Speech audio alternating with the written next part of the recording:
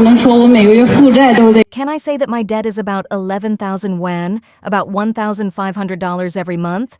Are you asking if they can help me pay it back? Yes, that's right. Well, is there anyone here who could do that? Do you think any of these men are suitable for you? Nope. Haha. None of them are suitable. 女生向男朋友 An A girl asked her boyfriend for 10,000 yuan, approximately $1,400 to travel to Beijing. The boyfriend made one move, and the girl angrily scolded him. The girl wanted to travel to Beijing but had no money, so she acted cute and asked her boyfriend if he could sponsor her 10,000 yuan. The boyfriend replied promptly, saying he could, and immediately transferred 10,000 yuan. The girl was happy in her heart, preparing to receive the money when the boyfriend sent a message. The message said, "This transfer is a gift with the purpose of marriage. If either party breaks up for any reason in the future, the recipient should return the full amount." The girl saw it and became furious. She was just dating, not yet engaged, and she thought, isn't it normal for the boyfriend to spend money on the girlfriend? She replied, "What's wrong with you? Is it necessary? This is so embarrassing, I'm not going anymore." The boyfriend, after reading this, smiled, thinking he was smart for leaving a condition. He immediately understood what kind of person the girl was. The boyfriend shared this incident online, sparking controversy. Some people said, "Isn't it normal for a girl to spend money from a man? Men should be generous. Why should the girl pay if the man doesn't invest in the relationship?" Others commented, "As a woman, I think the man's actions are reasonable. No one's money comes from thin air. They aren't even married yet, so there's no reason to ask the man for money." 订婚要6万6，彩礼还要8万8，20万的车子。 Engagement requires a dowry of 66,000 yuan, plus 80,000 for the bride price, and an $82,000 car, about $112,000. A $80,000 house, about $110,000, must be registered under your name. I just want to ask the women out there, what kind of qualifications do you have that make you worthy of such a family? Just the other day, I took a family of 3 to look at a house. Today, the client said he was bringing his girlfriend and his mother-in-law along to look at it again, preparing to finalize the house purchase. The girl, who was quite attractive with a good figure, seemed pleased with the house, and her mother-in-law was also satisfied. But when they were ready to finalize the deal, the girl stopped and insisted that the house must be registered in her name only. Myself, the real estate consultant, and the boy were all confused because we had already discussed that the down payment for the house would come from the boy's parents, and the house would be registered under his name. Then, out of nowhere, they changed their mind. I quickly intervened and told the girl, "If you want the house in your name, then it will need to be registered under your name for the loan. But you don't have a job and no income record, so it's impossible." Alternatively, I suggested they could get married and register both their names with the loan in the boy's name. She refused and insisted her name alone should be on the deed, claiming that many income records could be faked nowadays. I had no choice but to suggest that the boy call his parents to discuss the matter. At that point, the mother-in-law chimed in, "Why bother calling his parents? He can make the decision himself." I quickly replied, "A respectful decision requires a consultation with his family since the down payment was from them." The boy, embarrassed, stepped out to call his parents. I sent him a message suggesting he discuss it with them and not proceed with buying the house today if he was unsure. Even if they decided not to buy the house, I reminded him that making such decisions without being married yet could complicate things. What if something goes wrong later on? How would he explain this to his parents? I kept thinking about this situation. It seems nowadays people are more focused on how to divide assets before marriage, which shouldn't be the case. True love shouldn't be measured by money. 今天真是被个济南小伙给气笑了。哎，我教都教不。 Today, I was really amused by a guy from Jinan. I couldn't even teach him how to date properly. He had been dating this girl for 2 months and only ate meals with her. Then she came and said it wasn't right. When I asked why, I was dumbfounded. This guy's dating routine was always just eating and taking her home. For 60 days, he didn't even touch her hand. I asked him, "Can you do something else?" He said, So frustrating. I was trying my best. I ordered the best dishes for her, treated her well, and was very attentive. But I was speechless. You've been on 2 months of dinner dates, and you don't know how to take it further? Can't you think of something else to do? All you do is eat and go home. Why don't you try building some emotional connection? Go watch a movie, go shopping, or walk together after dinner. Try holding her hand when you cross the street to see how she reacts. If she doesn't pull away, then slowly things will develop. This guy just couldn't get it. 当代 The end of the gold-digging women has come. As men collectively wake up and refuse to be ATM machines, the women who once acted like princesses are now being hit by online loan debts. New data shows that the default rate for women's debts has skyrocketed in 2024. Beauty treatments, designer bags, and influencer tourism account for 80% of bad debts. Even worse, the holiday consumption hysteria driven by capitalism is collapsing. This year, Women's Day saw malls emptier than ever. In previous years, love-themed ads would flood the streets, but now they've become a joke. Even Valentine's Day has become a joke. Rose sales plummeted with 58% of flowers remaining unsold. Restaurants saw cancellations, and emotional hotels had an occupancy rate over 70%. The truth behind all of this is too ironic. As men started turning the tables, those gold-digging women still dreamt of a lavish life. They still believed that as long as they were pretty enough, ATMs would line up to throw money at them. As a result, they went crazy buying memberships for beauty treatments, maxed out credit cards to buy fake Hermes bags, and even signed up for training courses to learn how to sell the PV script. Now, a whole industry has formed around it. These so-called emotion coaches tell girls that if a man doesn't transfer money, he doesn't love you, and that you need everything someone else has. But reality slapped them in the face. While brothers were busy investing in themselves, these women were still paying for the capitalist-made princess dream. Doesn't it seem ridiculous? 有些事真的是要经历过才知道。 Some things you only understand after going through them. For the men in Macheng, the biggest pitfall in matchmaking is the women who want to marry to pay off debts.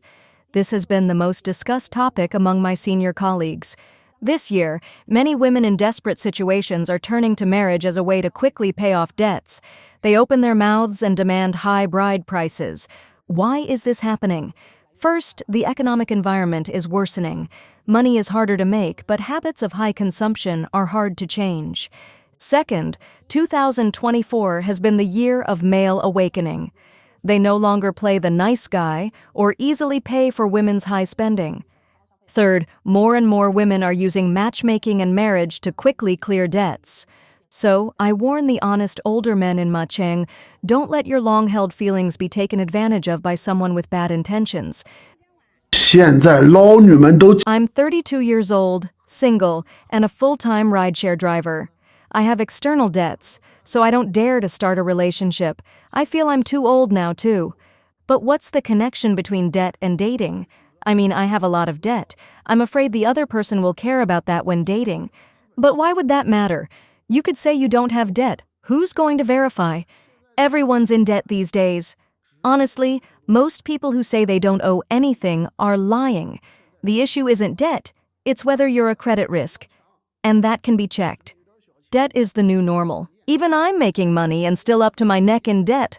Why? Because I want to protect myself. Rich people do that too. They make their companies look heavily indebted even if they're cash rich. They're protecting their assets in case someone investigates. I went on a date once and told the girl up front about my debt. After that, she just disappeared. Yeah, that's because the way you said it made her feel like you were hinting she should help you pay it back. You think you're being honest, but it sounds like a trap. That's like if you're walking past a Louis Vuitton store and say to the guy beside you, "Wow, that bag is so pretty." He hears that and thinks, "She expects me to buy that?" We're done. You call that sincerity, but your understanding of the world may be a bit off. So here's some advice. Guys, don't randomly take girls window shopping. You're just setting yourself up. But no, your debt doesn't make you unlovable. Lift your head, be confident, girl. Go fight for what you want. 今天上午来了一个老女。 This morning, a woman arrived with long black hair, big waves, and high heels, walking in as if she were the most beautiful person on earth, speaking in a tone even worse than athlete's foot. She pompously opened her mouth and said, "Do you have any immature men here?" I asked, "What kind of immature guy are you looking for?" She replied, "I want someone with capability and a big vision. He can be older than me by over 10 years, but must appear young and comfortable." I thought to myself, this woman clearly thinks she's been spoiled by luxury and her appetite is big. Then she started boasting like a peacock.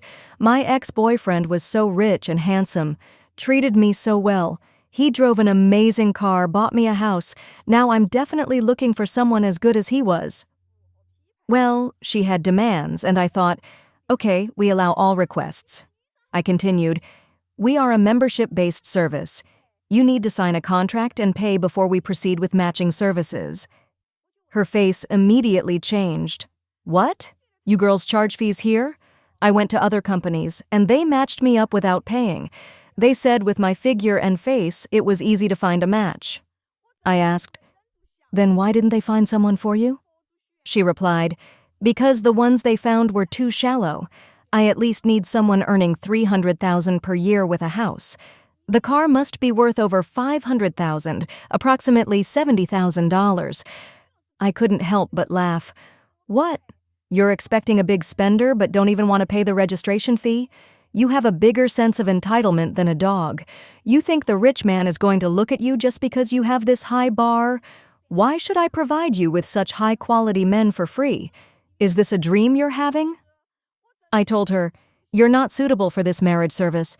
People come to us looking for a serious partner. With your demands, you might as well stay out of here." 离过婚的男人都不是好男人吗？说句掏心窝子的话，离过 Are divorced men all bad men? Let me say something from the heart. Most divorced men have suffered deeply.